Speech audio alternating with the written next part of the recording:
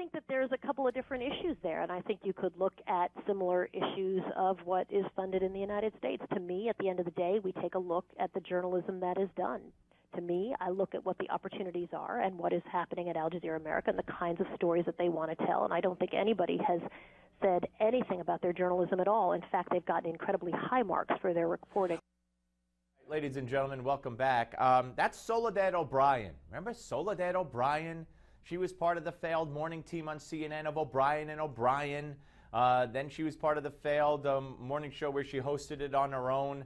So far to the left that she belonged, not only she belonged on MSNBC or even Al Jazeera America, because that's where she wound up. She's still doing documentaries for CNN, but she's also doing documentaries for Al Jazeera America. And Hugh Hewitt, talk show host, had her on his show. I guess she was plugging a documentary, and he got a little tough with her.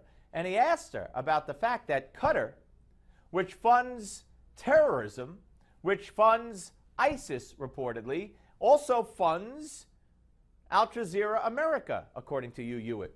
And does that disturb her? Is she concerned about that? And that was part of her answer. Well, you know, they're reporting. Nobody's criticizing their reporting. That's not the point. And Hugh Hewitt presses her again and says, you know, this is Qatar. They are funding Hamas. They are funding, you know, allegedly, they are funding terrorist groups. Do you not look at all this before you decide to work for a network? Do you not care about all this? If Qatar was shown to be funding ISIS, would you quit Al Jazeera? You know, very rarely do I operate in hypotheticals.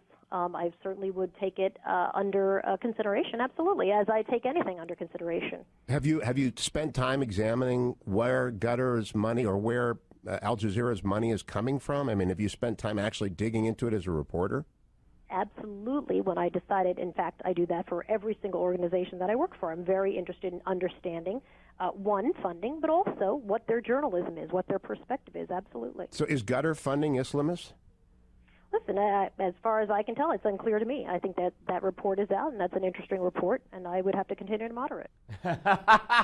Soledad O'Brien is going to monitor that report that Qatar or Gutter, whatever you want to call it, is funding terrorism. She's good. Don't you worry, because if it turns out to be true, you will see Soledad O'Brien storm out of Al Jazeera America.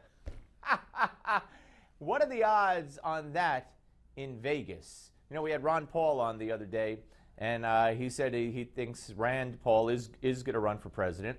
And I said, I'm going to Vegas, because in Vegas you can bet on anything. And I said, I am going to bet on that, whatever the odds are on the board, and you can have a piece of my winnings. He said, go ahead, bet on it. You're not going to lose. So I wonder if we went to Vegas and bet on Soledad O'Brien leaving Al Jazeera America, if she should confirm on her, during her own research, of course, that Qatar is funding terrorism, you think she'd leave? I don't think she could care less.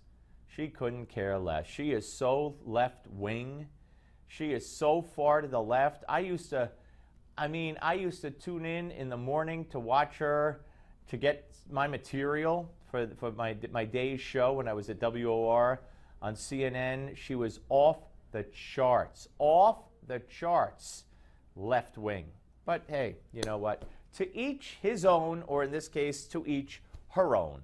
And if you are working for a network, and no matter what network that might be, and you find out that maybe they're funding terrorists, and you decide to stay, hey, that's something you need to live with. Okay, what could I tell you?